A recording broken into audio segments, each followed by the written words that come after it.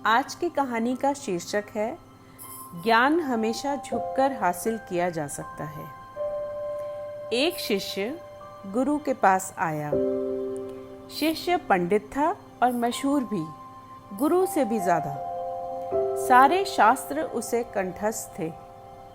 समस्या यह थी कि सभी शास्त्र कंठस्थ होने के बाद भी वह सत्य की खोज नहीं कर सका था। ऐसे में जीवन के अंतिम क्षणों में उसने गुरु की तलाश शुरू की। संयोग से गुरु मिल भी गए।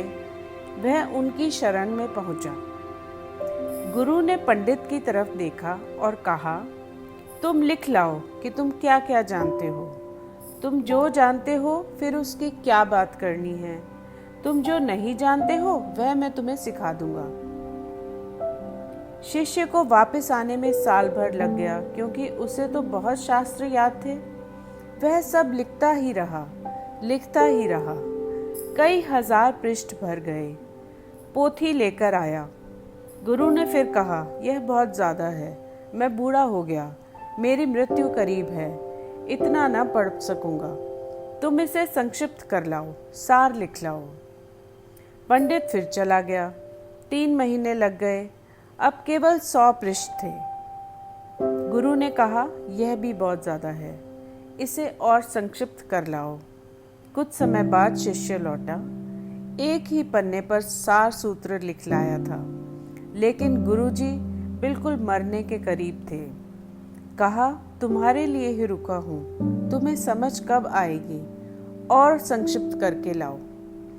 शिष्य को होश आया। भागा, दूसरे कमरे से एक खाली कागज ले आया। गुरु के हाथ में खाली कागज दिया। गुरु ने कहा, अब तुम शिष्य हुए, मुझसे तुम्हारा संबंध बना रहेगा। कोरा कागज लाने का अर्थ हुआ, मुझे कुछ भी पता नहीं, मैं अज्ञानी हूँ। जो ऐसे भाव रख सके गुरु के पास, वही शिष्य है।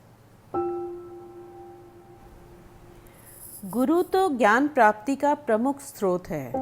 उसे अज्ञानी बनकर ही हासिल किया जा सकता है।